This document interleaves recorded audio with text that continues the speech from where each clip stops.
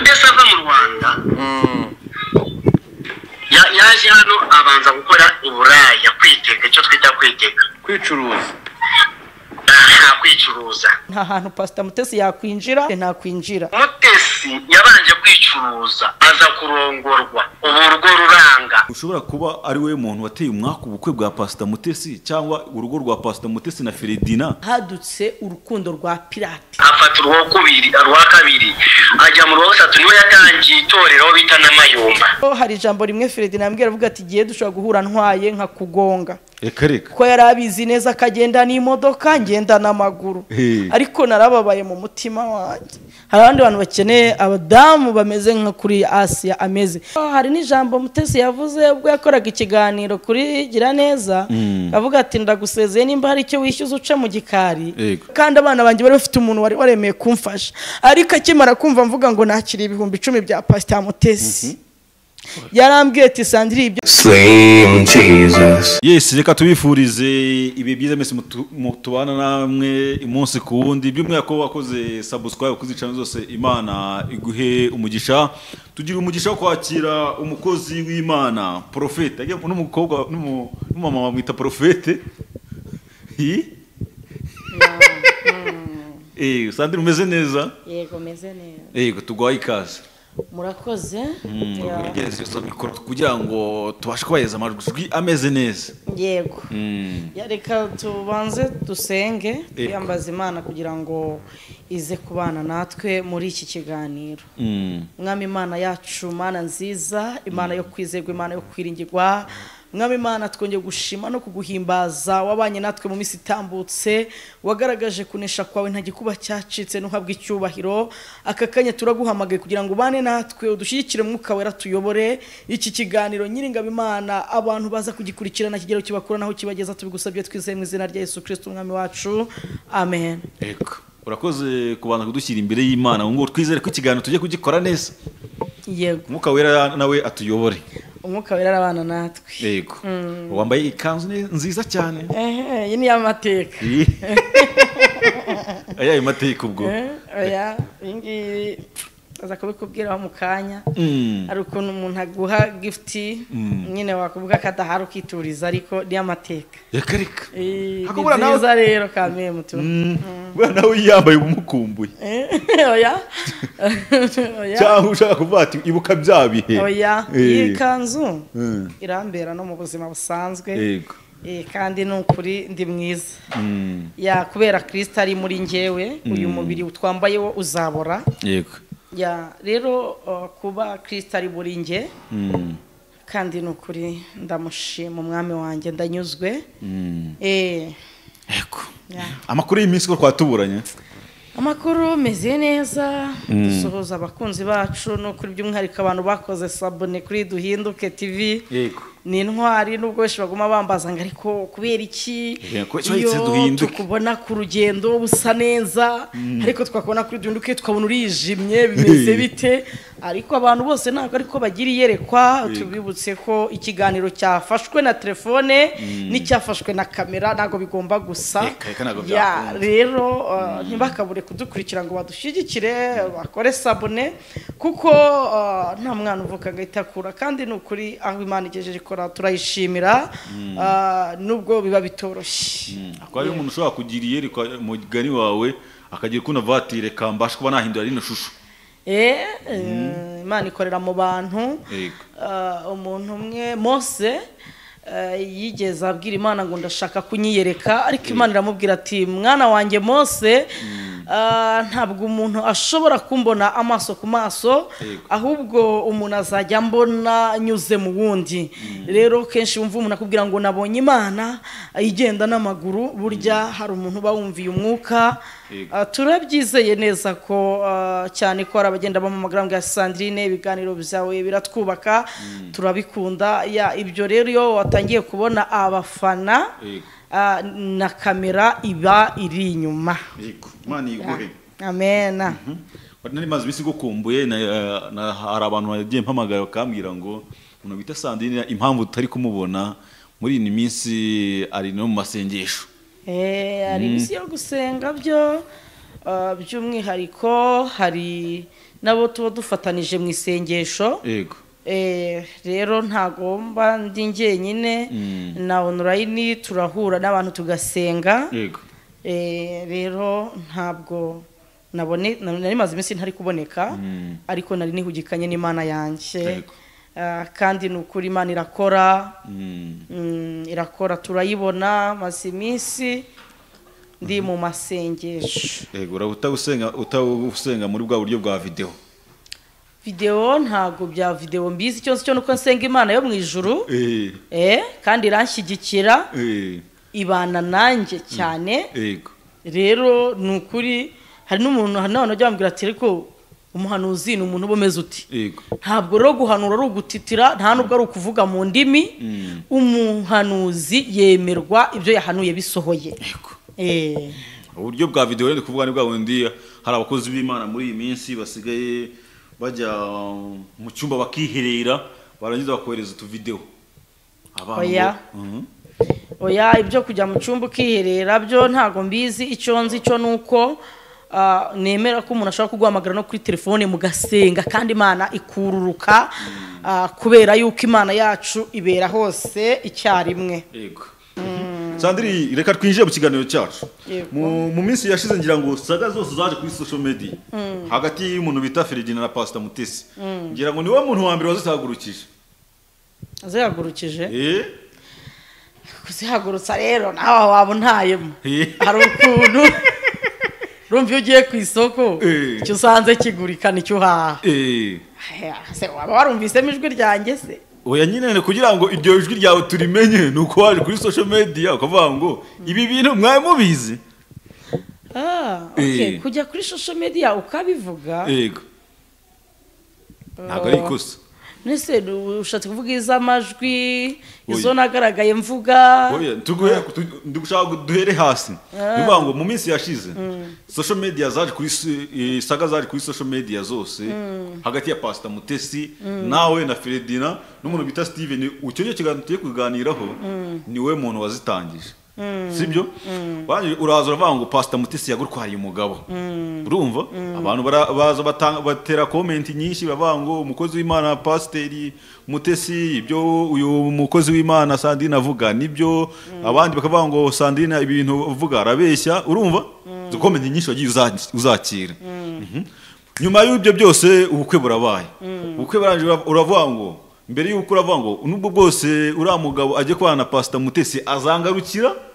iyo jambo ndabyibuka neza warabiguvuze turi mu kiganiro sibyo icyo nibuka cyo yego navuze ko ari ku rugi akomanga igitumye nza kuvuga cyangwa se ngiye nabaye nyine nk'utunguwe kuko nacyo twigeze dupfa kame murumva urukundo rego urukundo ntago ari amazi umena kuri sima ngo uyakorope uyumutse yego ubundi burya uretse ko tugongwa n'itegeko ako ntago umuntu yaza akubwire ngo reka runaka umukunda ngo umureke gusa gukunda umuntu ntago ari ikosa ushobora kumukunda watagukunda kimwe nuko ashobora kuba gukunda ariko hadutse urukundo rwa pirate sinzi nimba no mu bindi bihugu ruhari rumeze gute urwo rukundo rutandukanya abakundana neza urwo rukundo rwa pirate rwo rujya ahari original yego rw'imibare ni urukundo rw'imibare ndumva ubundi ikintu gihari kukivuga nta kosa riba rihari nubwo harya kijya gihe nacecekeshejwe cyangwa se nkavuga ati uyu muntu ntiyankundaga reka mugendeho gake ariko ni ikintu kigoye nyine kugiterura ukakishyira hariya burya akenshi cyakora iyo umuntu avuye mu buzima bwawe inyuma haba hari undi uri kuza kuko kamemu nimba se ariko ubundi nimba Mutesi ashaka umugabo angana kuriya kuki gihe ntamushaka ku myaka ya 20 n'ingahe oya gihe navutse 94 uze gukuba abize baraza kumenya imyaka mpagaze 30 cyakora ndashima Imana uzi kuvuka mu bihe bitari byiza ukanyura no mu buzima butari bwiza mu magambo make uhora wigunze ariko ndashima Imana uyu munsi umwuka wera abasha kumpumuriza hari indirimbo nkunda kugaruka ivuga ngo humura mwana wanjye ibyo uvuga byose ndabyumva kandi mbere yo kubimbwira mba namaze kubibona ntangariza abantu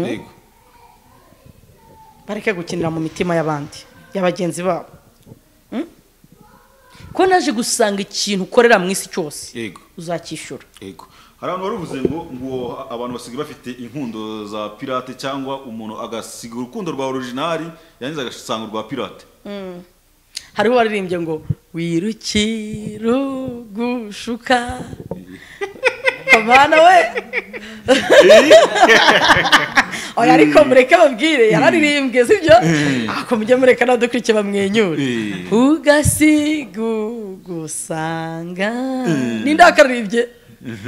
Wasimuzi ariko se tutamumenya kandi ari umunyarwanda wenda ngereka indirimbo zo mu bihe byanjye uzizo mu bihe byawe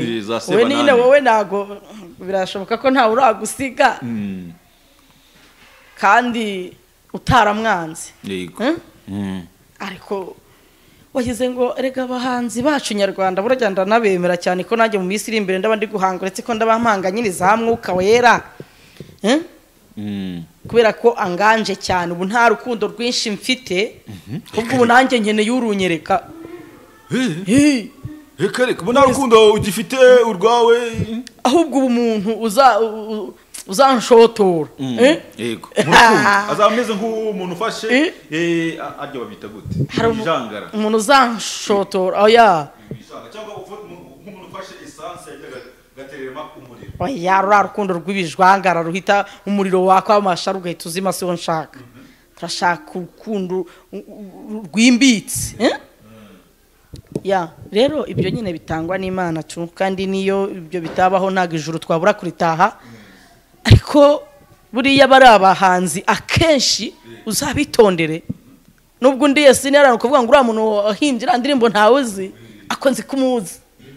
zisha Imana imuha umugisha uzi ko buri ariko akenshi bahanga ibyababayeho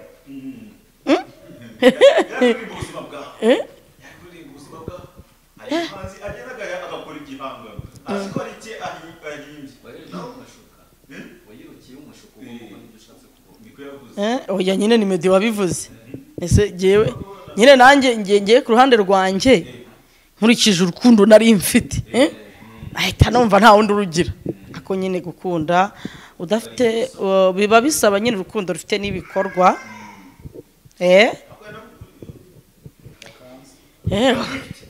ya gift zo abantu bakundana bagomba kuzihana ni nk'ihame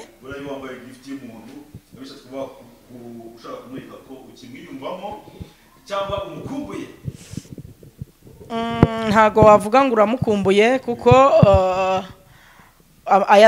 amazi yazindutse ageze kure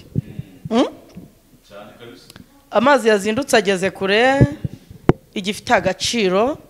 ni ukwiyakira ugasenga biriya rero nagaragaye mvuga ntago neze kuzagaragara mvuga ngo sibyo kandi byarambayeho bikanamuhungabanya sibyo niba hari umuntu urugishidikanya ni hame hari igihe ubabara ako ukiyakira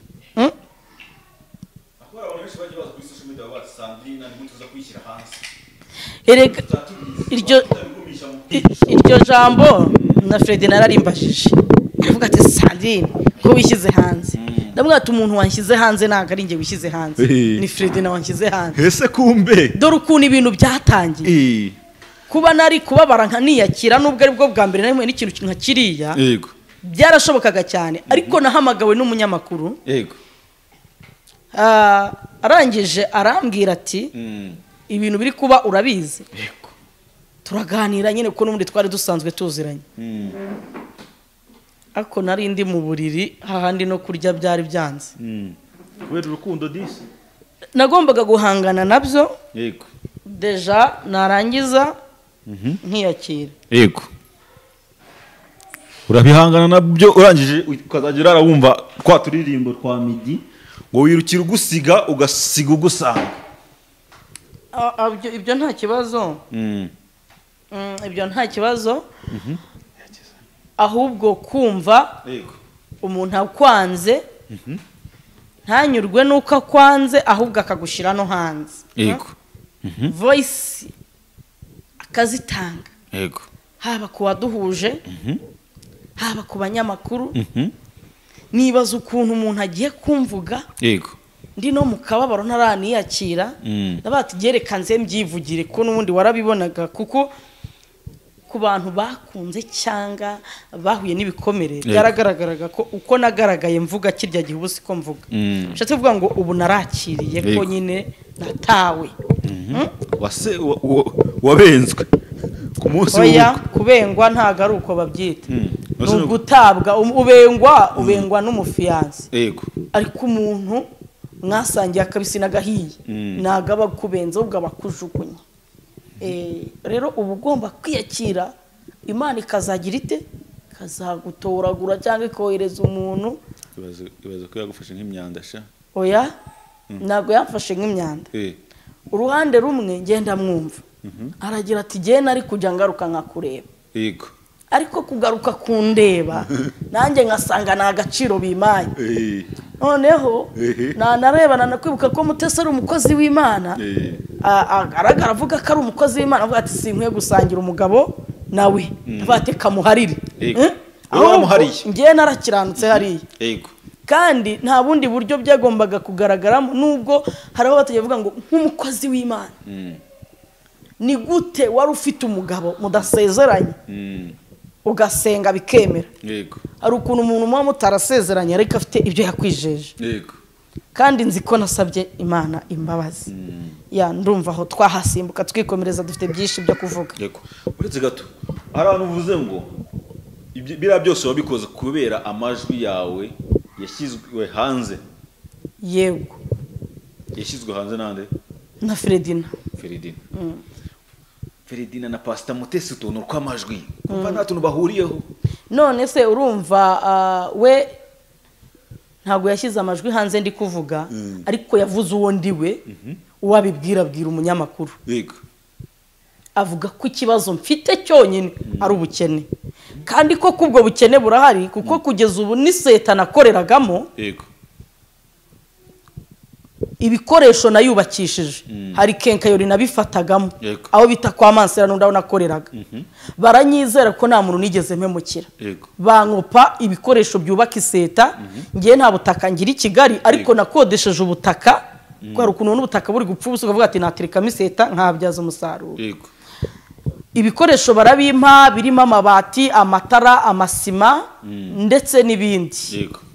iseta imaze kuzura ariko igaragara ko yubatswe ahantu hatari ngombwa si yanjye gusa basenye hari n'ibindi basenye ariko urumva nkuko naniyemeje gukora nkishyura bya bikoresho buke buke n'ubu tuvugana bari kunyandikira banyishyuza ibyo bikoresho kandi nta kosa bafite kuba baransenyeye cyangwa se kuba narubatse hatemewe kandi umujyi wacu uri mu bijyanye n'isuku ntabwo bivuze ko ntazishyura bya bikoresho ariko njye nari niringiye ko ngomba gufatanya na Fredina tukishyura ibyo bikoresho kuko niwe nari mfite kandi ibyo bintu yarabinshyigikiyemo nabwo ati nta kibazo nge nzaguha igishoro ukore ntabwo we ntafite ahantu yabonetse inshuro zirenze 10 nta kuntu yabyihakana nubwo bagiye kundega kwa Mudugudu hari ijambo rimwe yavuze yaramubaje Mudugudu Imana imuha umugisha yamubaje ijambo rimwe gusa avuga ngo Fredina we akimara gutanga ikirego cye nta kirego cyarimo byari biganiro byari bisetso ngo yarazi ko Sandrine ngo yavuga biriya bintu undi aramubaza ati Sandrine umuzabahi arahavuga hose ataho yabaye hageze ahatangira gukanira mbwa ati hariho aho twabaye usanga uziranye na nyirinzu yego baziranye mu kwa Gaposho yego hano kwa Gaposho mu midugudu hangaha turi ni mu cyaro ntabwo nyiri Kigali ubuzima bumeze nabi byaragoranye bagiye no gutira intebe mvuka mu majyepfo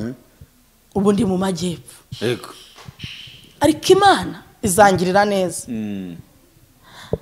muri aka kanya mbona message yuriya mubyeyi nyishyuza ibikoresho bye yampaye yanasengeraga iwanjye muri icyo cyumba cy'amasengesho aravuga ati umukozi w'Imana ubwo agize igitekerezo cyo kwiteza imbere ngewe nzaguha ibikoresho ujye ugenda unyishyura mu byiciro nukuri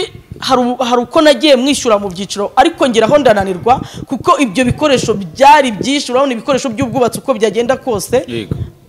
harimo amafaranga agera muri miliyoni, hafi muri miliyoni. Yego.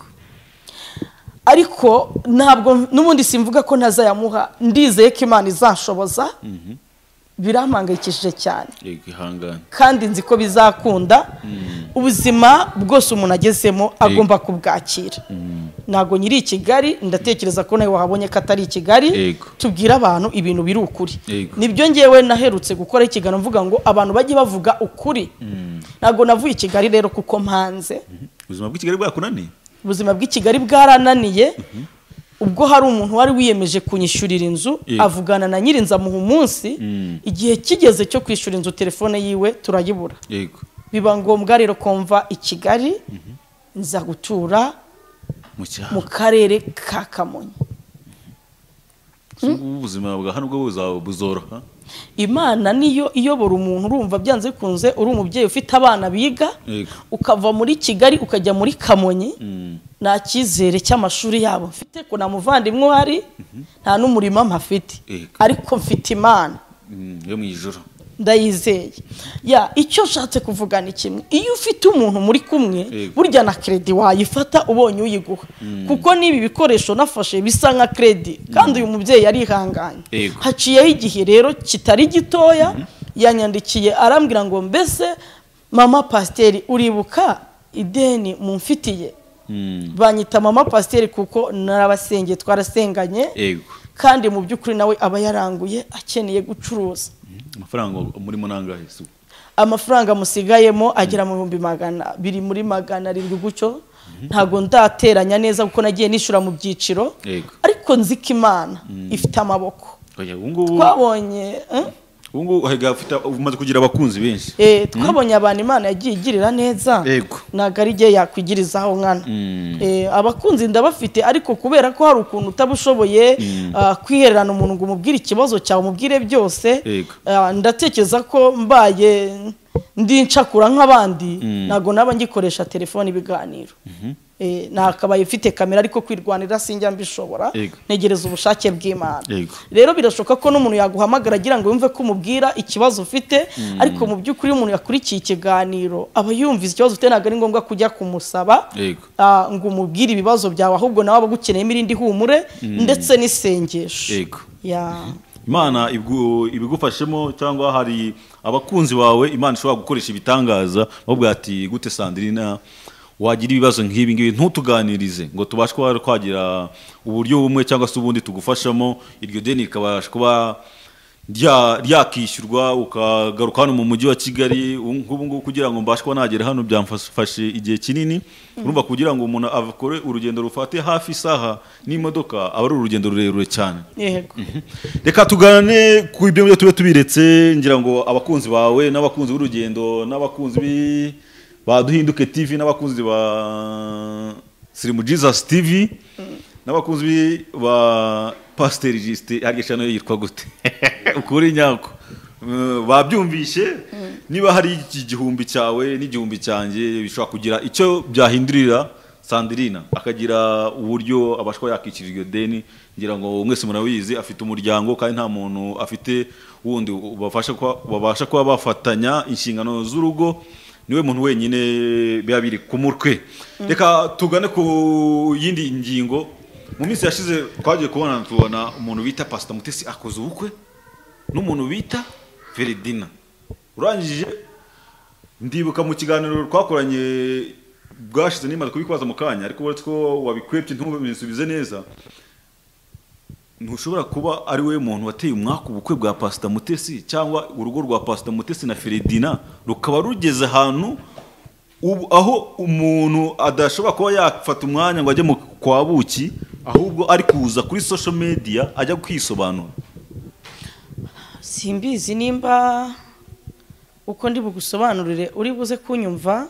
ariko ndabanza nsobanure ku kibazo waruvuyeho uvuga ati kuki utabwira abakunzi bawe ngo bisanzureho. Ariko akenshi abantu bamamagara kuri telefone umwanya munini mwufata ndi gusenga. Mwanya munini rero hari igihe ushobora kumva umuntu kumva afite ikibazo kirenze cyawe, kubera rero ko nizera Imana indimo kibasha kuba yabasha kugira ikintu ikora, nanjye nkabasha gufata umwanya munini turi gusenga. aho ugeze rero ukavuga ati birashoboka ko waba warateye umwaka ubukwe ntago ngewe ndi umuteramwaka ndi umunyamugisha yego kandi ntabwo nigeze ngaragara muvuma yego nubwo hari aho namuhaye impuguro nkavuga ati n'ibitogota cyangwa se n'ubona utabasha kubyihanganira yego kubera ko hari igihe nyine Imana iba ifite ibintu yateguye cyangwa se ufite ibyo wihanganiraga kuri wa muntu kuvuga ati mbese we azabasha kubyangana ko mbona kenshi ibintu byose abizana kuri social media ekamugira inama noneho nihagira icyo bapfa azabiceceke nicyo cyangenzaga ndumva ntaragaragaye muvuma kuko nta mukozi w'Imana uvumana Imana yaranabimbujije ndabyibuka ndi ku musozi Byumba Imana yavuganye nanjye amagambo akomeye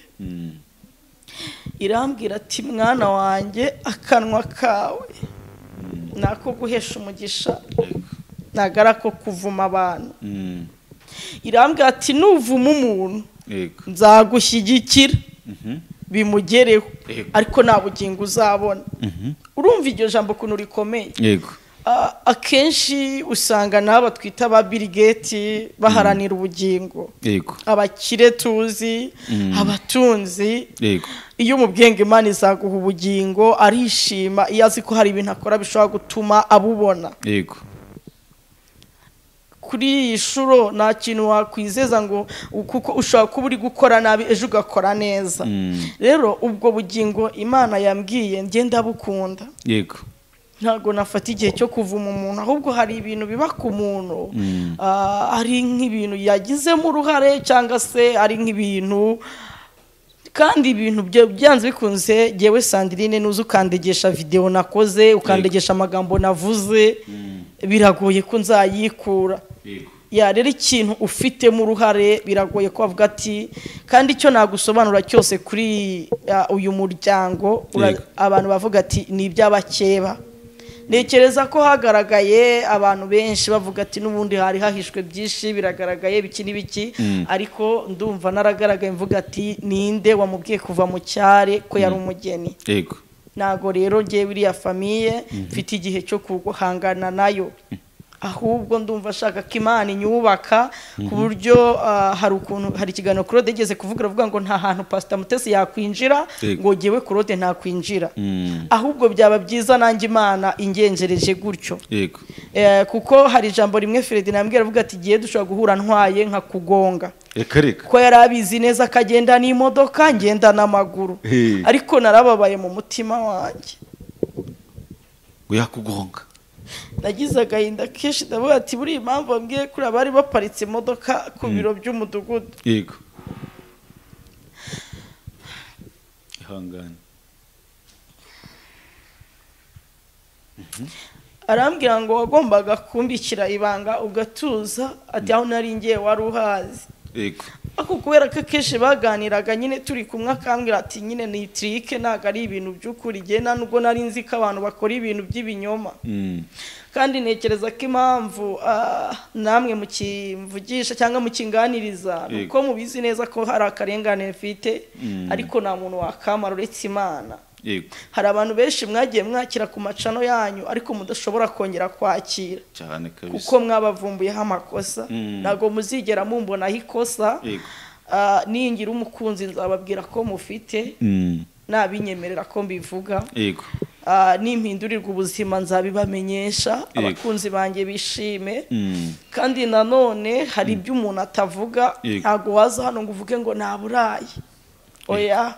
mukozi w'Imana hari ibangagira hari ikibazo kiba kiri rijansi kigukomereye ukavuga ati nkuko utanga icyifuzo mu rusengero eka wenda nyivuge hari igihe umuntu ataguha amafaranga ariko akaguhumuriza hari abantu rero n'ubundi baba bakwiye gushimirwa uyu munsi wa none Sandrine nubwo naba ntari mu mujyi wa Kigali ariko suko imbere naririye cyangwa imbere natakiye suko abantu banyumviye ubusa oya hari abantu bamaye pole hari abantu bamaye ihumure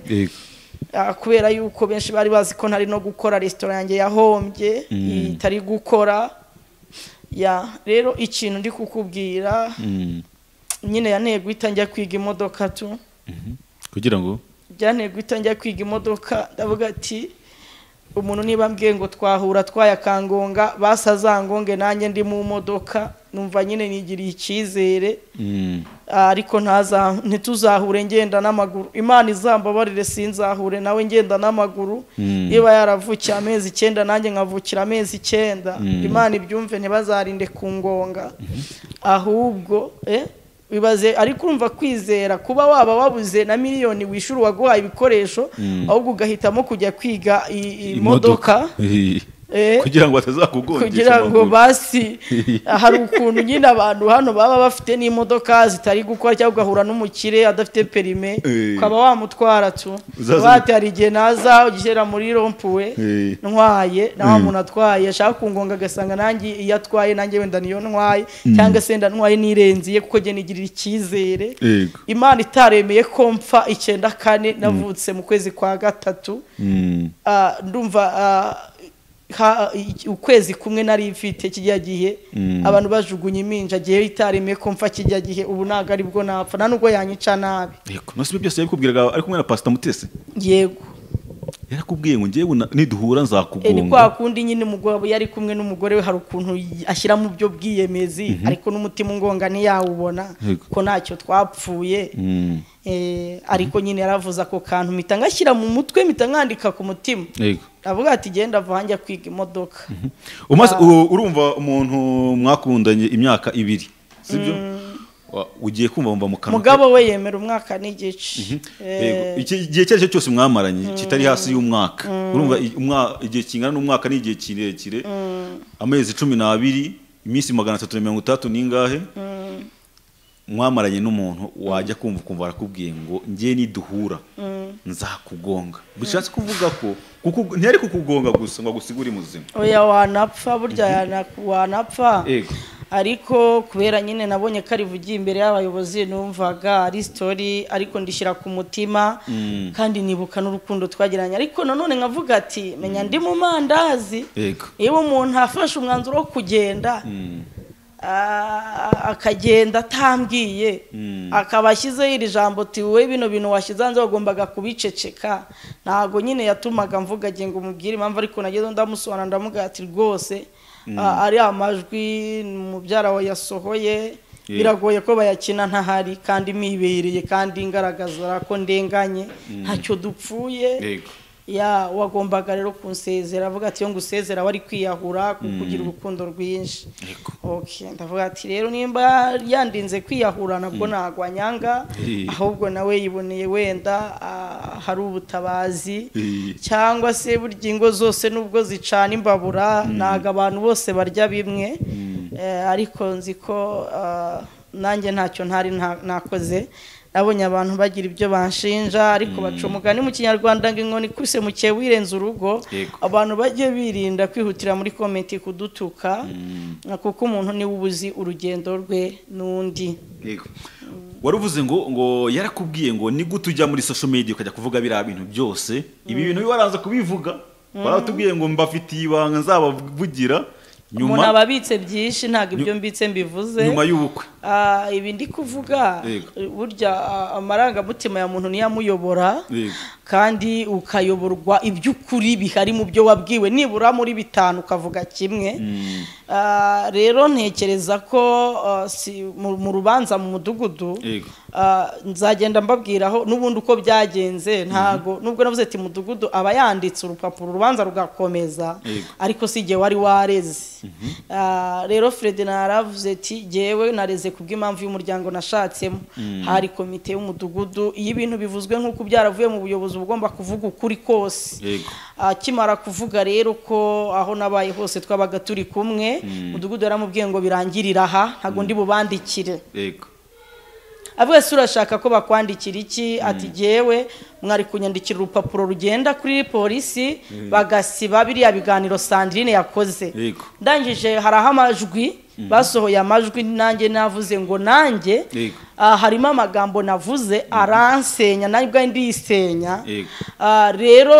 ndumva naravuze ngo nabajije nanjye ubwanjye nateye intambwe njya kubaza ese iyo ukoze ikiganiro ufite amarangamutima menshi no guhubuka bigenda bite ndibuka ko Joel yahise ko agisiba Joel yaragisibye ariko abandi barabiretse kuko babonaga ko bifite ibimenyetso byonyine kubona nyirubwita amamagara ndi mu kiganiro ni nk'Imana yahagararanye nanjye buryo wakoreye Imana nubwo wagwa ntiwarambarara burya witonda umuntu Imana yahamagaye imugwagwanaho n'igipfa kumurekura hari Imana yahagararanye nanjye ndibuka umunyamakuru wambaje ngo mbese ufite message mwandikiranye na Fredina ngiye nageze naho njya muri MTN kwishakira ibimenyetso byose kugira ngo kabisa numvaga ndenganye nshaka gukubita ukuri kwanjye hanze hazagira umuntu ubihakana numvaga nshaka ko basi babyemera yego ndatawe ariko babyemere bemere ko byari bihari ndangije rero ndavuga ati je ubu ndi mu rugendo nanjye nubwo ntaje kurega ariko ndi mu rugendo rusaba ibimenyetso Fredina avuga ati ndabyemera iby'imitoma ngutereta nkubwira ko ngukeneye akaba ari ngewe uza kukureba n'ibiki ndavuga ati rero nimba ubyemera reka ibintu tubirangiriza ahangaha yego rero ibintu ndumva ko byarangiye nubwo yambabaje riga yarambabaje burana nawe ari kubabara sinekereza nimba ukwabo kibakurya neza byonyine kandi uwo yasize asanga anzi wenda nimba yaranzijije ubukene n'abandi twasanze ubukire batabukura mu birenze byonyine kuba wafata umuntu ukavuga ati muhuje n'undi kugira ngo mbona amafaranga atari ukugira ngo ubone umugisha w'Imana nibyo bigenda bigarukamo biriya byose tubona rero dukwiye kuba twavuga ngo ni byiza umuranga hari ahantu nshaka kugusubiza kuri iki kibazo mbajije cyo kuvuga ngo umwako kubatera umwako umuranga mwiza ni ukuri nawe nubona abantu bahuza ubazi uzabahuze bibanire ariko nta bihembo ukeneye kuba wahuza abantu kuva kera nyine bavuga ngo wabuze umuranga yaheze mwanyina ariko ntuzabahuze ukeneye inyungu uzaba umeze nk'uri kubacuruza urukundo rwabo nirudakunda bizakugaruka ku mutwe byanze bikunze rero nta mwaka urimo kuko ntago ari igihe wabwiye Mutesi ngo atuke Asiya uretse gato hari ahantu wari uvuze ngo umugabo wa Pastor Mutesi Fredina yakubwiye ngo none se ko aho nagiye wari ubizi ibyo ngiyemo kuki wagiye gufata umwanya kanjya kunshyira hanze kuri social media kandi ibyo nagiyemo wari ubizi yakubwiye ko agiye mu biki hari ijambo rimwe nibagiye kumubaza kuko giye nababwiye ko bateretanaga amafoto uko Mutesi yayarungikaga Fredina twabaga turi kumwe akanyereka ati wabonye ifoto wabonye umwana ugaragara ku ifoto wabonye cyana cyiza ati wowe ku ifoto ugaragara nk'umukecuru ariko iyo nyine umuntu mwimwe wakwigereyeho akakubona niwe umenya ko ufite face nziza tavuga se ibi ni ibiki n'abati wa mugabo arankunda kumbi wenda wawe nari n'umutoma wo kugira ngo ntuzi ariko nanjye nareba ku ifoto Mutesi habona iminwa iroroshye umudamu rwose amatama ni sawa yarungitse amafoto mw'icyo gihe icyarimwe burya gihe n'igihe umuntu asaba ifoto nkamara nk'umunsi wose nyihiga ntanayibuze umunsi umwe se n'ukwezi nakumara sinkunda kwifotoza pe nta mwanya mba mfite ariko kuvuga ngo afite uduposteri tumeze dute yabaga uduposteri yakoreshaga twabaga tumeze gute hari ifoto bakoresheje nyine mu ikadre Mutesi niwe wagiye kuyikoresha ubundi ibintu byose Mutesi nyine yarabifitemo courage noneho Fredina mwambura ikoti abwatira ikoti sishobora kuriguha n'urwibutso namaze kubona ko wagiye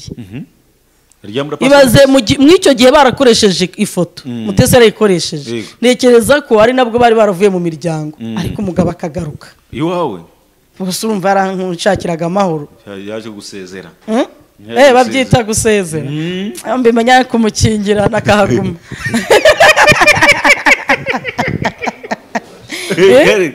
nawe kutari woroshye inamenya nyine ubutamenya bwikubitira nka mu jisho kandi bavuga ngo nta usasa atiyo none igara nanjye nariyo none wariyo none ariko ntacyo hari abandi bantu bakeneye umuntu ufite urukundo nk'uru rwanjye bona no kubwira Asiya nawe bura nta kosa yakoze hari abandi bantu bakeneye abadamu bameze nka kuri Asia ameze rero hari igihe nyine n'ubundi nimba uri ku mihanda garagaza amarangamutima yawe iyo uvuze ko inkapfu nyir'urugo yapfuye se ubumwishe ya yego tujya kuba tubona ari amajwi ya Pastor Mutesi agiye hanze we na Asia ari amajwi ntabwo nabigizemo uruhare giyewe kuba naba naranayakinnye nanjye kuri channel yanjye yego Empire akampa ikiganiro ni nkuko namwe mbaho ibiganiro ahubwo Empire Imana imuha umugisha umuzi umuntu wicara kuri channel yawe ari icyamamare akaguha ikiganiro gusa nyine ushobora kutama ikiganiro wenda ukaba wamusengera cyangwa se ukanaza kunsura ngewe n'ubu ndabibona nk'igitangaza gufata urugendo mukava muri Kigali mukaza kundeba nabyo ni ikimenyetso cy'urukundo Imana ibaha umugisha tubona hano urumva ari igitangaza ni igitangaza kandi ndanishimye kubera ko nta bantu n'aha turamenyana ni ukwirirwa mu rugo senga ni online buri abantu ba hano mu cyaro iyo babonye umuntu ufite kamera agatambutse baturiya muntu uriya muturanyi wacu ashobora kuba atoroshye abajya kubona akabona abantu nkabangaye baje na kamera ntiyoroshye buriya ni muntu ki bahita bagira ngo uri umusitari nyine bakumva urenze kandi ni igitinyiro cy'Imana Imana iba yadushyizeho ikaduhisha kandi Imana igushyize mu bwihisho ntabwo wabwikuramo nari nkubajije ati Fredine yarakubwiye ngo ko ibintu nari ngiyemo wari ubizi kuki wanjye muri social media ukajya kumvuga ibyo bintu yakubwiye yaragiyemo ni ibiki oya none se ko batangiye ambwira ko ari comedy bakina nkabona birangiye basezeranye ko hari ukumenda ubwenge kubera ko yarabonye ko noroha mu mutima ntagorana burya nirinda gukomeza ibintu kuko narababaye cyane nabayeho ubuzima nicwa n'inzara baho ubuzima nkubitwa yego dore ko nanagize ubushye nduruhinja yego babyeyi banjye bari mu nkambi ndi kumwe na mama gusa hari ikibazo cyaje kubaho yego mpura n'ubushye abandi bana bamenaho igikoma gishyushye rero mama ngo yabonaga ubuzima bwanjye busa n'uburangiriye aho ngaho yego haboneka ngo abantu bitwaga abaminwari bakajya baza kumvura buri gitondo burya bari abaminwari bariho barinda umugambi w'Imana kuri njyewe byanze bikunze ibintu byose ducamo ni ubuhamya yego ya rero ntabwo nari kuba nkemera ngo ni comedy kandi abantu basezeranye niyo mpamvu burya nirinze kubivuga ndira ariko suko ntari imbabaye ubundi baca umugani mu Kinyarwanda kuvuga ngo guhamiriza kw'intore kubabara kw'intore ntibiyibuza guhamiriza iseka kandi uzirinde kuririra mu maso y'umuntu ushaka kurira ni bibi cyane yego warashize narakomeye abantu barambwira ngo narananutse ngo narahungabanye ushaka waratakaje nk'ibiro nk'icumi ubundi njye nawe twahuye dura bwa mbere urabona guri ikimomo kinini kimeze neza nyine nari mfite unyimahira kuko hari n'ijambo Mutesi yavuze ubwo yakoraga ikiganiro kuri Gira Neza avuga ati ndagusezeye nimba hari icyo wishyuza uce mu gikari ubundi duhurira mu mudugudu nari nzi ko ari bwo butabazi nanjye nitabye ndi jyenyine ndi kumwe n'utwana twanjye batingiye gukora fagitire y'ibyo nakoresheje ngiriwe ubuntu numva iryo jambo Mutesi kubera ko twaburanye adahari azaje gutanga igitekerezo urubanza rurangiye aravuga ati ndashaka ko Sandrine avuga ibintu yakoresheje kuri Fredine mbese wumvaga akeneye ibimenyetso byemeza ko koko nari kumwe nawe ntangiye kubitondobekanya hita ncecekeje nari ntangiye kubitondobekanya mereye ku byibanze ngo yango Sandrine ngo ceceka nawe narakubonye wandikira Fredina ngo umusaba iposho ngo rero ngo ubwo mwarafashanyije noneho nanjye ko niboneye no modoka y'umutekano iparitse ku muhanda nabataba abantu bagiye kumfungisha ngo Sandrine wenga amafaranga nima bituragufunga nitamvuga ati twarafashanyije ariko bakubwira itambyoroshye akubuni nari nisize urusenda agiye kubivuga byose itaceceka komite y'umudugudu urumva no mudugudu nari mbayemo imyaka 12 umwana nahabyari yagize imyaka 12 urumva turaziranye bakavuga ati ati disi Sandrine ko wahungabanye umukozi w'Imana tuzi uyu wakoreraga umurimo w'Imana muri uyu mudugudu turakuzi wakwihanganye kubona uyu mugabo yasezeranye bitavuga ni ukuri ndabababara ariko nkaba urumva ntago nabababare mbababariye hagiye kigera ukumva wabambura imbabazi zawe bazi bambura bati barishimye ngiye ndiho ndarira kandi ibintu banyijeje batarabikoze ariko hari n'ikintu kimwe numva nzakora numva nzasubiza Mutesi 10,000 byiwe kubera iki nukuri biriya 10,000 byamfungiye umugisha biriya 10,000 byamfungiye umugisha kugezaho n'umuntu wandihiriraga abana ishuri yabihagaritse Pastor Mutesi yagorwa nago yagorwa uze gufata telefone yanjye dore iri kuri coding uretse gato singiri kuri coding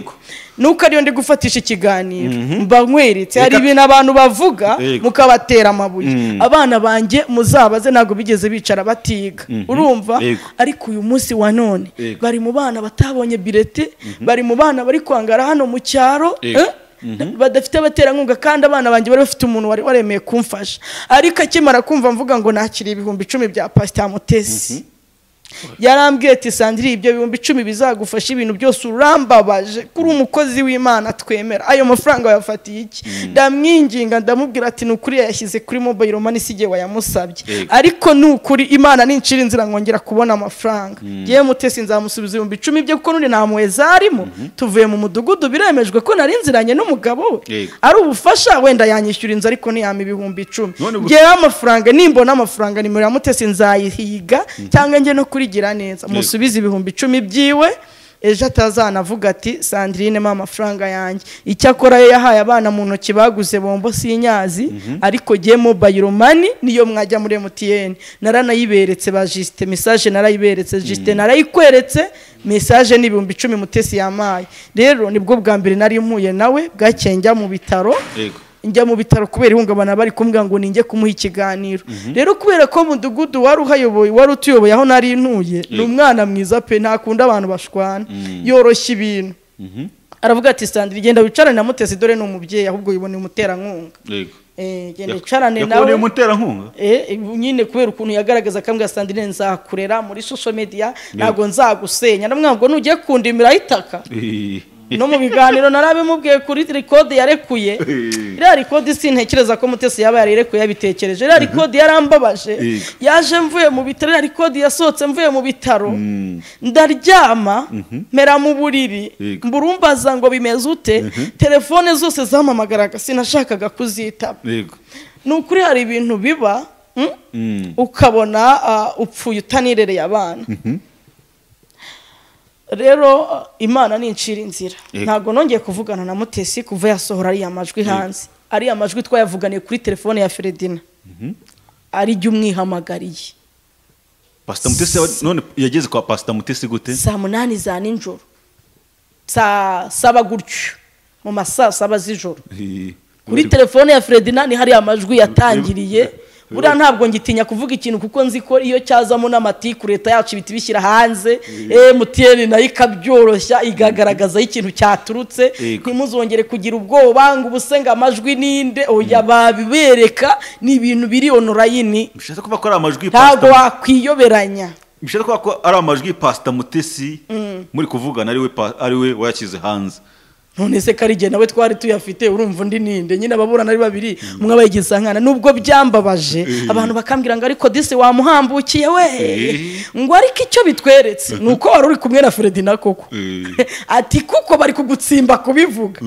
ndavuga ati rero ni ibintu bikomeye kuko byonyine kumva umukozi w'Imana ari kumwe n'umuntu udasezeranye ni ikibazo ariko nubwo ari ikibazo kuko hano hanze harugiriye neza kubwo kuyubaha no guca bugufi wenda nubwo bayihinduka ariko Imana yabagiriye neza none kuri kuvuga ngo Pastor Mutesi umwihenuraho ngo uzamusubiza 10,000 bye yaguhaye ngo byagufungiye umugisha ariko ibaze kuba umukozi w'Imana ahubwo aguhesha umugisha ukumva ko aho kuguhesha umugisha yaguhaye umuvumo hari igihe umuntu aba yarakoreraga Imana ariko akabireka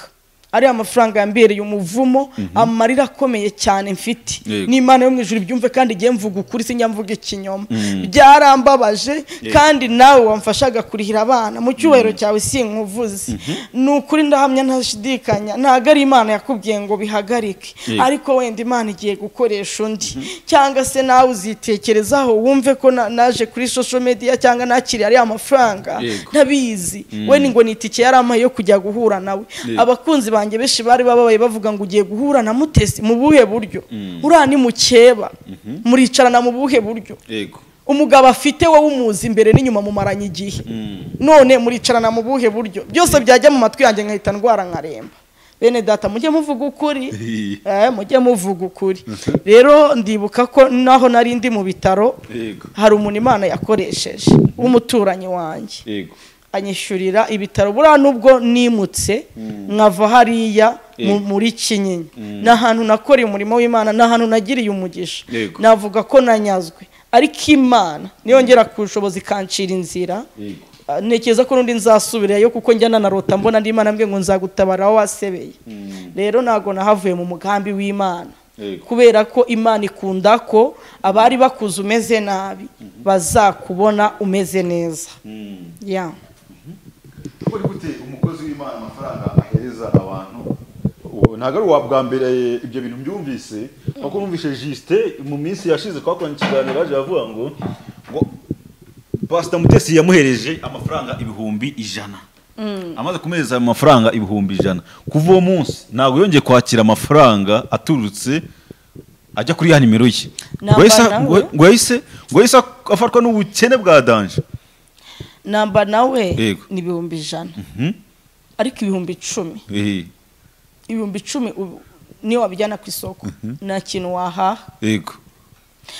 rero ikintu kimwe gihari ni ikibene data ntabwo ari impuhwe yarangiriye noneho dore ikintu kikwereka ko atari impuhwe nawe yageze habona Sandrine yabonye ntari bujye kwicarana nawe nibwo rero jewe nabahamagaye ubundi ari amajwi bayamfashe mpamagaye Fredina ngira ngo mubwire ngo ubwire umugore wawe ko ntazaza sasa mpamagaye Fredina kandi bari batarabana banitabwe nyine nimba wibukigena sore ikiganiro bwa mbere no mu bihe bandeze mu mudugudu izo saha nitabwe na Mutesi sasaba za nijoro arangije aravuga ngo Sandrine katuganire nk'ababyeyi mpita numva dushashe inzobe dutangiye kuganira ariko nakwibuka ko nanone bambwiye ko bishoboka kuba nafungwa nkisigira abana navuga ati rero hari igihe umuntu arengana bakamurenganura ariko yagezeyo reka ngiye mucire bugufi mubwira ko na Fredina mumuhariye ajya arambira mwese Sandrine kuko wakijijwe mukabavuze ngo Fredina ngo azagaruka ari jambo nari ngiye kumubwira nyine ndaryibara nari ngiye kumugana ubundi se ubwo ngubwo ndamutse nguhamagaye ndi kumwe nawe wakwifata uti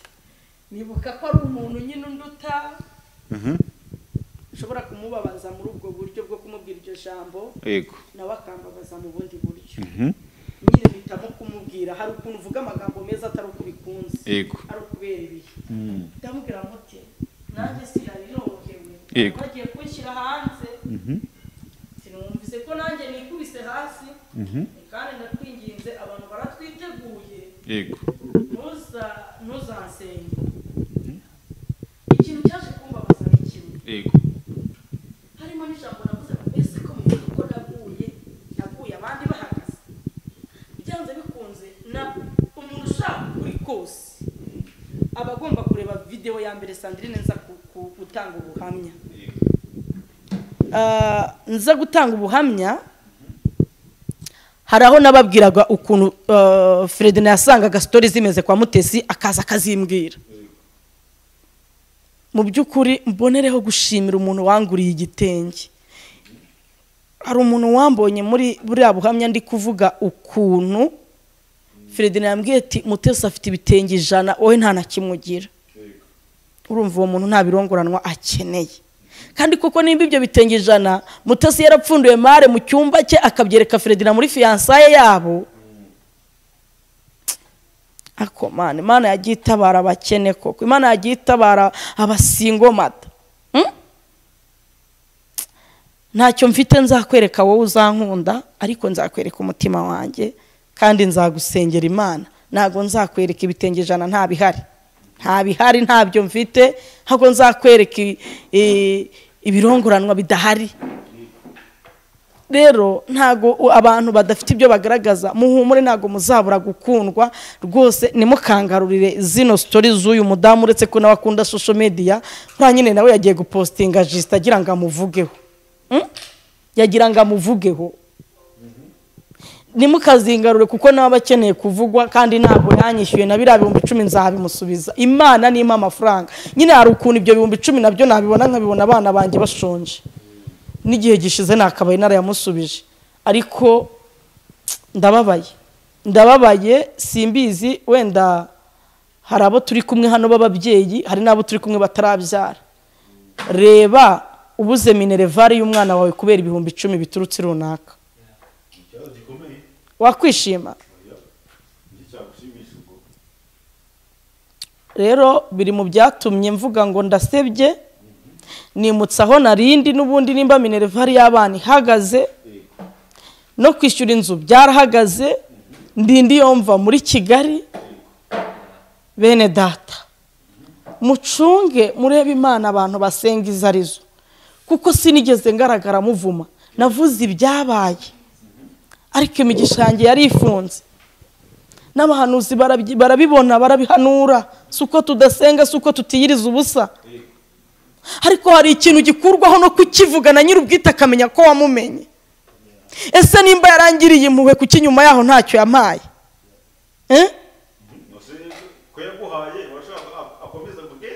oya ntago yakomeza kumereza ariko byabaye ngombwa kuko yavugaga ati zimpinja zizabaho gute izo mpuhwe yagize yagombaga kumakazigira koko niba ari umwuka w'Imana wari ubimweretse. Kandi ikindi dore ikintu cyatumye asohora ari amajwi yabonye guhura byanze yampamagaye ndi mu bitaro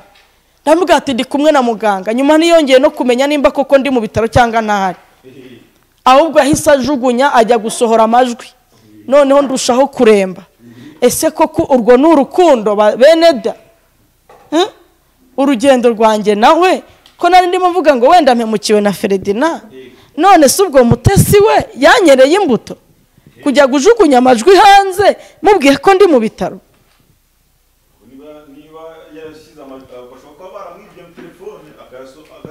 Yari kumpamagara akabimbwira akambwira ati Pole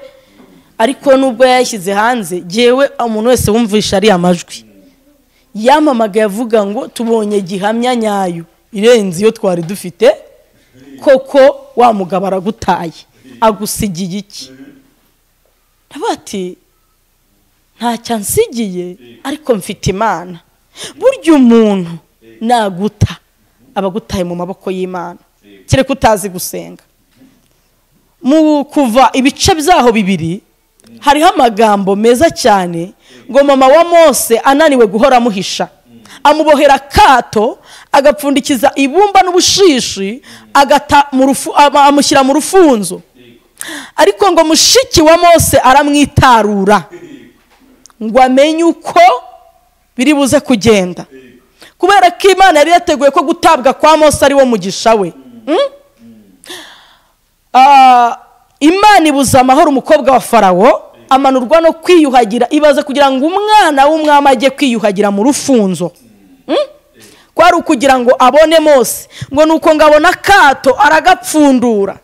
ngo umwana ararira amugirira impuhwe aramujyana ibwami arimo aragenda abaza wa mushiki wa Mose abwira umwana w'umwami ngo najya kukuzanira umukurerera undi aravuga ati yego ahita azana mama wa Mose batazi ko ari mama wa Mose. Burya abantu na mama wawe wakubye yabonye ubuzima buhindutse atangira kugukunda bubaye bwiza. Iyo bubaye bubi baravuga ngo amagara aterewe hejuru wese asamaye. Mama wa Mose yari yamujugunye ariko amujugunya mu maboko y'Imana. Nanjye rero banjugunye reka ntangariza abantu bose banjugunye mwarakoze mwari igihe mwari mushoboye kundandata mwarandandase ariko mwarananiwe kuko muri abantu Imana ibaho umugisha ibyo mwakoze. Pastor Mutesi tujya kuba tubanashiza amajwi yawe hanze mu minsi yashize nabwo tujya kuba tubanashiza amajwi hanze y'umuntu bita Asira. Mutesi ari mu kazi nagenda n'abagore b'ibirara abagore b'ibirara yarababwiye ngo icyo yarya yakishyura, yakwemera kwirirwa areba, akarara areba, yishyura bimwe yariye. Ariko genda ndibaza impamvu nshobora gufata iminsi 3 ndimo nsenga, gute ntasubizwa? Nimba umuntu afata umunsi umwe yirirwa areba, akarara areba, ari kumwe n'umwana w'umuntu, ngewe uri kumwe n'Imana, gute ntazasubizwa? None se nimba uwo bari kumwe adashaka kagoheka kubera ibye, wagoheka uti? Ubundi bavuga ngo abantu niko bamera, uriye ibyo ugomba kubyishura. Ariko ugiye uyu munsi wa none Imana ishobora kunshyigikira nkakubwira ati wenda ikugiriye neza, ya neza y'Imana yazi, ukavuga ati reka shime kwa Sandrine. Rero ishimwe ntago baryishyuza, ntago ishimwe baryishyuza. Kandi uriya mudamu ni mumureke, ibyo arimo arabizi. Nimba yaranayobye nyine yayobye neza, ko baravuga ngo umurimo werekejeho amaboko ukorana umwete. Oya, ndavuga Mutesi akazi arimo arakazi. Kandi nukuri burya ahubwo nk'abanyamakuru cyananze ko muzamugenera impano mu bukwe bwiwe, kereka nimba hari ubundi azakora. Aramutse akoze ubundi bwo nanjye namuha gift. Buriya bwo bwaratambutse, namuha gift kuko ni umuntu ugaburira aba YouTube, abaha ibirayi. Si atantwarira umugabo genda ari kuzamenya ngo wanandi muranzi kubera Mutesi na Fredina bampemukiye. Urumva hari n'abandi banzi mbasengera, ariko by'umwihariko hari abantu banzi kubera ziri asaga. Nubwo mutaragira ibintu mukora byadanje, hako Imana ishobora no gukoresha numbonye uyu munsi. Ngewe ndi mba numva abantu bose tuziranye, akangurira kamera se ni ibintu birenze. Imana ishobora no kuba yarateguye, hari n'uri guhiga kuyigura, ari n'uwakugurira inzu kavuga ati subira i Kigali igini ripfe, umudayimoni w'ubukodera ukanwa n'inzu. Ibintu dukeneye ni byinshi. Hari n'uwakubwira ati abo bana bagomba kwiga ku ikofi yanjye kubera ko yibutsaho Imana yamukuye. Dufite abantu bize ku nkunga z'abandi. Uyu munsi nimba wicaye mu kazi warize ku nkunga y'abandi, kuba wafata umwana wa Sandrine ukamurihira si igitangaza. Wenda jye byantungura nkanasenga nkanatera rero z'umurambararo. ariko buretse abarubuze kuko abantu ko kwiyishyurira umwana, hari abantu benshi bagiye bavuga ngo umuntu impamvu ngo yaje kwishyurira ngo umwana wa Pastor Mutesi, ngo we yashakaga ngo uzajya uvuga nabi Pastor Mutesi, ngo wonye amajwi umaze kwiyunga biramubabaza. Oya, ntabwo uwo muntu aba muri social media, nta nubwo uwo muntu azi Mutesi cyane, amuzi nk'uko yamenya n'abandi. Ahubwo we yumvise izina ry'Imana rigiyeho igitutsi kubera ibyo 10,000. Kuva ati rero ko nzi ibikomere byawe, ntago bakabaye baguha 10,000 by'agahenda abana. Ibyo 10,000 umutego ushobora kungeza imbere ya Mutesi. Kuko nagiye kumva nyuma kandi Mutesi y'amavuta yarabizi. Numva Mutesi numva mudugudu arangeti. Kasi yaguhaye n'itiki. Wese wabikiwe ni. Yabimbwiye rero umuhamya ni wanga kugenda amusigiye amafaranga. Bigaragara ko amafaranga Mutesi yamubabaje. Icyo yambere sinagikoza ahubwo abantu bankunda. Mushyigikire musubize iki. Musubiza amafaranga yibo. Umusubiza y'amafaranga y'ibihumbi 10. Icyo yambere sinagikoze, yarababaye rero. Kandi byanze bikunze nkurikije uko mubona ntabwo twongeye kuvugana nyuma. Ariko nimero nabasha kuyibona nkayisunika amafaranga yiwe. Ndabinginze tuzongere gukorana ari amafaranga nayamuhaye kuko icyo yambere sinagikoze. Yego tujya kubona tubona amajwi abantu benshi baza bavuga ngo Pastor Mutesi ngo niwe muntu wa mbere utanga amapase muri iki gihugu, ngo kandi ngo amapasi ngo atanga ngo ntafata. Yewe azayime gerageze ndebe kubera ko wanje aramufite. Azayime naye ngo uzayemera, ashobora no kutayira bari wakanyuza ku wundi muntu bigaherekana bikangeraho. Ese nishimiye kuba ndi jyenyine nayimba rero inzira acamo none azabacecekesheje. nawe ukeneye umugabo, ndamukeneye byanyana. Akuzi kuba ukennye nta mugabo nta mafaranga, ni Yesu mwami gusa. Kandi Yesu mwami nawe we bamwemera, harimo Yesu ashimwe, harimo amashimwe. Abantu bahanze barashaka kwemera Imana ifite ibimenyetso n'ibihamya. Ubwo yuri urusenda, ubwo yuri urusenda bijya bigakomera ukabura ukuntu bigenza. Yuri urusenda ntago nabitekereza. Burya umuntu atekereza bahazi wariye inzu yishyuye abana bari kwiga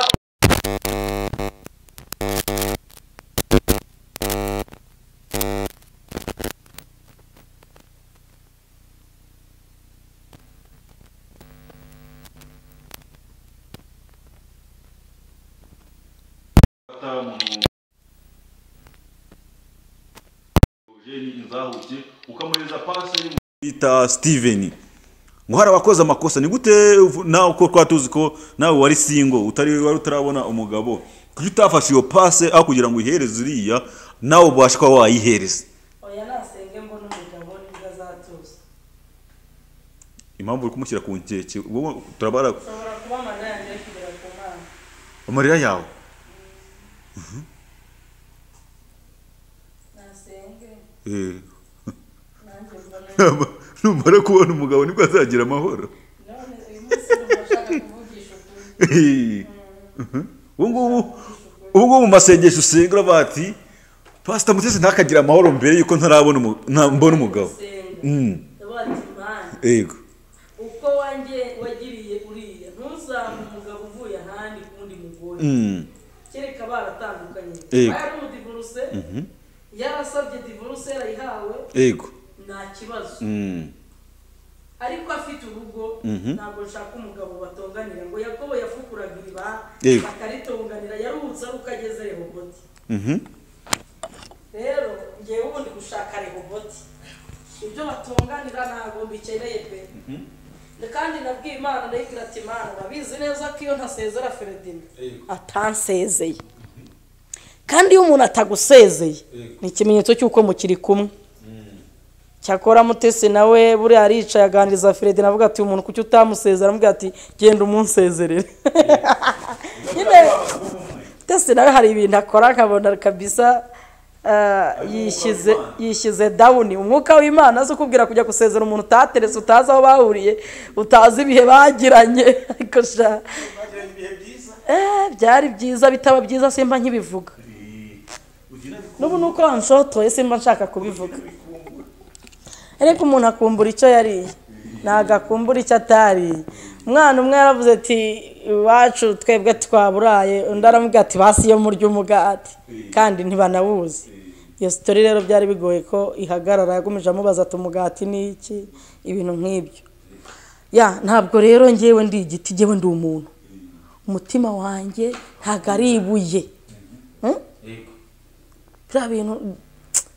buriya nuko nyine nawe hari ibyo aba yakoze bituma tumugarukaho undi nta nubwo ari byiza ko tumuvugaho kuko tunamuvuga adahari tuba turi kumwamamaza si kwamamariza umuntu ataguhemba ahubwo reka mbonereho kubwira abantu nubwo ndi hano mu cyaro ariko nyine ni muri Kamonyi arimo aragenda haza umujyi hari nk'umuntu akeneye nko kuba yahagura inzu ibibanza nyine ngenda nikundishwa ku baturanyi nkababaza ati nk'ikibanza hano barangahe kandi nta n'igihumbi mfite wumva ikize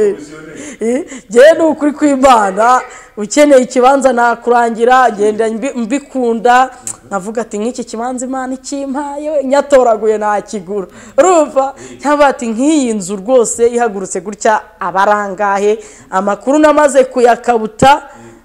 ntabwo ari mu cyaro cya kure kandi niho ari kuza umujyi rero mbibutse ko uramutse ukeneye kugura inzu cyangwa se ukeneye ikibanza cyangwa ukeneye ko tunasenga tugomba gusenga tukanakora ni byinshi wambaza nimero yanjye ni 078 05 86 044 078 05 86 044 cyangwa se ukanyarukira kuri Duhinduke TV ugafatayo nimero yanjye ibiriho ugakora na sabone ndetse share na comment like hafi aho kwamamaza bana nabishobora mbaye kwamamaza ano surabona nzagumaha umugore akaba afite imari mu nzu atabizi cyo bita zahabu cyangwa se beneri ukaba ubitse ibyishimo bya mugenzi wawe ariko kubera yuko ufite ubwoba bukubitsemo ukavuga ati uyu munsi wa none nishyushye amazi nkoza umugabo wanjye ibirenge arabifata ate ningura ikiroso nkamukuba ikirenge arabifata ate rero Asiya buriya afite impano ziri muri we ahubwo zitarajya habona kandi zizagirira umuntu abantu benshi umumaro. Hari igihe nyine uburi ibishoro by'abandi utabizi wabigisha tu ubareshya iki bangahe se uwawe mbonereho no guhugura buriya abantu b'abasingomada tuba dufite byinshi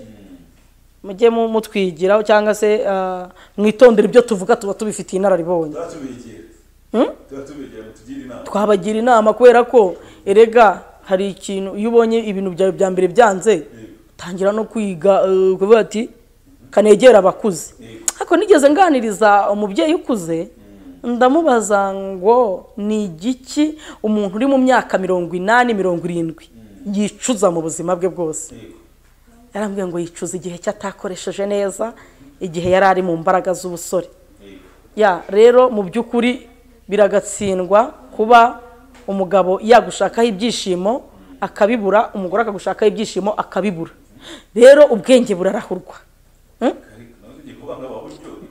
Ca mu gikari umamagare nimba byaranze njyewe ndakugira inama kandi reka nkubwire biriya bintu barabiroga ariko birikiza agenda ngakurikira ibiganiro by'abantu ariko umuntu avuga ngo ni wa Mukagaki ngo bivuge nyine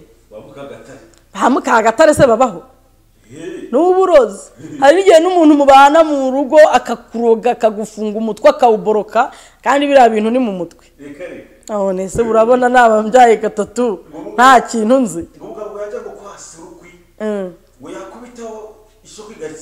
biterwa. Hari n'abantu bagera kuri robine bagatangira gusaba imfunguzo kandi imfunguzo zihari kandi utafunguye robine ntago amazi yaza. Ubwo se ntusetse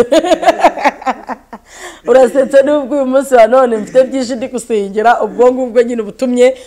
ngusetsa ariko nabyo biba bikenewe bene data. Iyo uhora uzinze umunkanyari mu gahanga hiyandikamo inyuguti bitana yewe ntago nasaza ariko sinakwemera. Rero mu by'ukuri biriya bintu umuntu agomba no kubisengera kubera yuko uriya no murimo w'Imana. Abantu bashakanye biragatsindwa ko bananiranwa ngo umuntu arinde kujya hanze. Gusa nyine ngiye nanashimye Imana ndavuga ati Imana ishimwe buriya yaba hari n'ibindi nyine bari kubinaga hanze, yaba hari n'ibindi bibi, yaba naramwicishije inzara cyangwa narahemutse bari kubinaga hanze ariko bavuze ati Sandrine nta mafaranga agira. Rero no mpamvu ubu ngubu yari kubivuga none se muri voice mwumvise umuranga atarabivuze yavuze ko nziza ubukene. Hari n'abantu baba batarumvise ira voice bose tujye tubasobanura nimba nayo warabyumvise wikiriza uvuge ati yego. Voice wabora yumvise y'umuranga yavuze ko nziza iki ubukene singeso rero nzakira.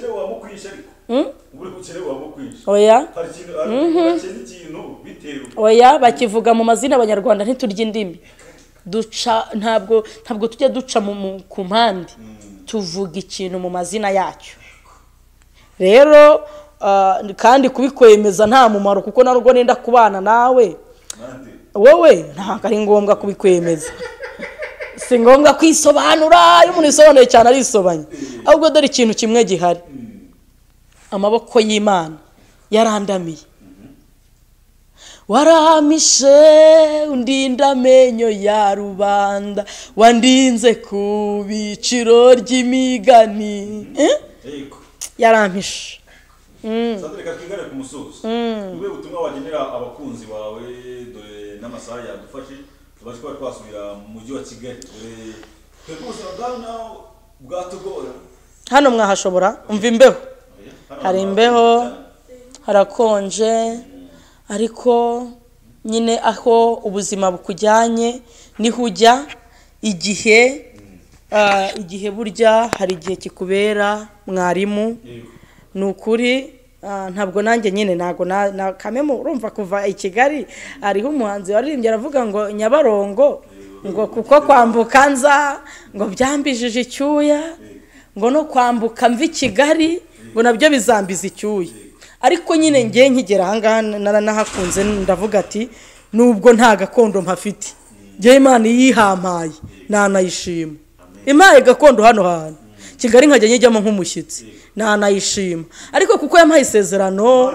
ishobora kumpaha ikazama ni Kigali, ishoboye ibintu byose. Niyo mpamvu naboneyeho kubwira abantu ukuri, ni heza, hari gutera imbere, ntiharahenda cyane. Ushobora kuba ufite miliyoni 10 urimo uvuga ngo ntacyo wazimaza, miliyoni 8 gusubiza hejuru, ubwo aho ni mu bibanza. Urumva rero mu by'ukuri nimba wagira miliyoni 20 ukaba wahabona inzu, kandi muri Kigali n'ufite ngo ni za miliyoni 50 gusubiza hejuru, urumva i Kigali harahenze cyane. Kandi noneho kuva hano hantu ugera muri Kigali kuri bisi ni 500, cyangwa se kuri moto ni noti y'igihumbi. Mu by'ukuri ni hafi ya Kigali. Mbonereho kwamamariza abantu bafite ibicuruzwa bagurisha hano muri aka gace za Gihara, aho bita mu Ishusho, aho hose maze kuhamenya. Wafata nimero yo kuvuga ati Sandrine nyamamariza gihe gikoresha igicuruzwa cyanjye, ikibanza cyanjye gihagaza, inzu yanjye ihagaza ya, nabigufashamo. Dore nawe ushaka kugura, nawe naguhuza n'ugurisha. Hari igihe nyine nanjye icyo gihe mwaguze nakwibonera ibirayi by'abana. Icyo nabatangariza rero abakunzi bacu, mushyigikire izi channel zose. Ibi binyamakuru nahoze numva bavuga ngo hari n'ibinyamakuru bitera imbere ngo kubera ko ngo baraguje bagize ute. Mu by'ukuri je narinze ko nta bantu bakiraguze, ahubwo turaguze ku mwami, kuri Kristo, tumuhendahenda. Ibinyamakuru bitera imbere, ikinyamakuru cyose cyanyakiriye, Imana igihe umugisha, kubera ko umuntu yakwakira rimwe 2 3 ubu ufite ikintu kikurimo. Kandi mu by'ukuri ndashaka kubabwira ko igihe Imana yateguye cyawe nikigera uzasubizwa. Twasenga tugasoza. Turagushimye Uwiteka, turaguhimbajura Imana y'amahoro isambi tarumba, we wagiriye neza Mose akava mu rufunzo, nyiringabo Imana wazukagirira neza n'abandi bari kurira bababaye. Kandi mwami Imana wubaka ingo ziri gusenyuka ziri mu manegeka, turazisengeye zubake ku rutare mwami, kandi utanga urukundo gukuri mu bantu bawe, kwikinyoma kirababaza. Mu izina rya Yesu turasenzera iki kiganiro kigira abantu cyubaka imitima, kigira kibakura abantu ntibagikurikire bakurikije amarangamutima yabo, ahubwo umwuka wera bayobore mu izina rya Yesu. Amen.